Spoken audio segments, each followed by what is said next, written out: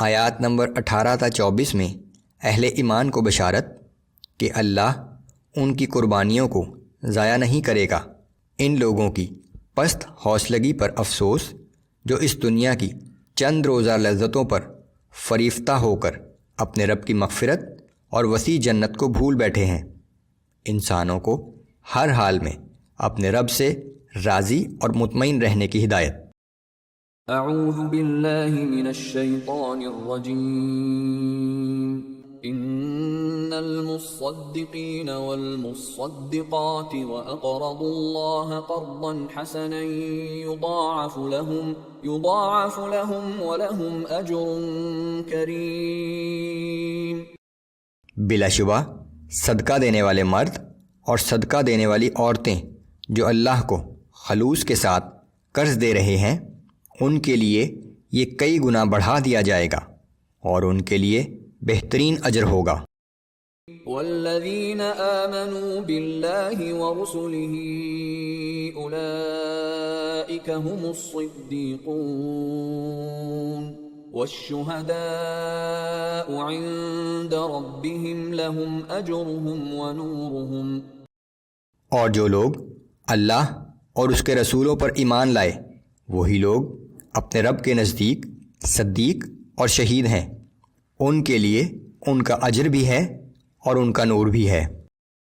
والذین کفروا وکذبوا بآیاتنا اولئک اصحاب الجحیم۔ اور جن لوگوں نے کفر کیا اور ہماری آیات کو جھٹلایا سو یہی لوگ اہل جہنم ہیں۔ اعلموا انما الحیاة الدنیا لعب ولہو وزینة وتفاخر بینکم وتکاثر فی الاموال والاولاد۔ خوب جان لو کہ دنیاوی زندگی محض کھیل تماشا، ظاہری آرائش اور آپس میں فخر اور خود ستائی کرنا، نیز مال اور اولاد میں ایک دوسرے پر سبقت لے جانے کی کوشش کرنے کا نام ہے۔ جو شخص ان چیزوں میں مشغول رہا تو اس نے فقط دنیا کی زندگی ہی کی فکر کی، جبکہ نیک اعمال کرنا آخرت کی زندگی کی تیاری ہے۔ كمثل غيث أعجب الكفار نباته ثم يهيج فتراه مصفرا ثم يكون حطاما۔ اس کی مثال ایسی ہے جیسے بارش ہو گئی تو اس سے پیدا ہونے والی نباتات کسان کو بھلی لگتی ہے، پھر تم اسے پک کر زرد ہوتا دیکھتے ہو، پھر وہ خس و خاشاک کی طرح ریزہ ریزہ ہو جاتی ہے۔ اسی طرح دنیا کی زندگی جو بظاہر بہت بھلی لگتی ہے وہ بہت جلد ختم ہو جانے والی ہے۔ وفي الآخرة عذاب شديد ومغفرة من الله ورضوان۔ اور آخرت میں سخت عذاب ہے یا اللہ کی جانب سے مغفرت اور اس کی رضامندی، کہ جس نے دنیا کی زندگی کو ترجیح دی اس کے لیے عذاب، اور جس نے اپنی زندگی آخرت کی فکر میں گزاری اس کے لیے مغفرت۔ وما الحياة الدنيا إلا متاع الغرور۔ اور دنیا کی زندگی تو ایک دھوکہ اور فریب نظر کے سوا کچھ بھی نہیں ہے۔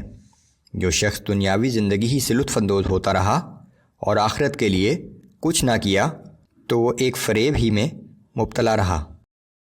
سابقوا إلى مغفرة من ربكم وجنة عرضها كعرض السماء والأرض أعدت للذين آمنوا بالله ورسله۔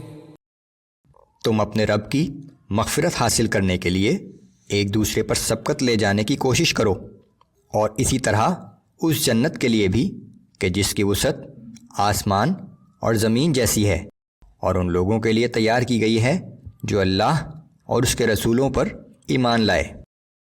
ذَلِكَ فَضْلُ اللَّهِ يُؤْتِيهِ مَن يَشَاءُ وَاللَّهُ ذُو الْفَضْلِ الْعَظِيمِ۔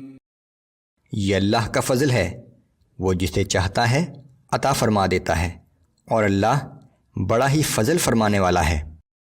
ما أصاب من مصيبة في الأرض ولا في أنفسكم إلا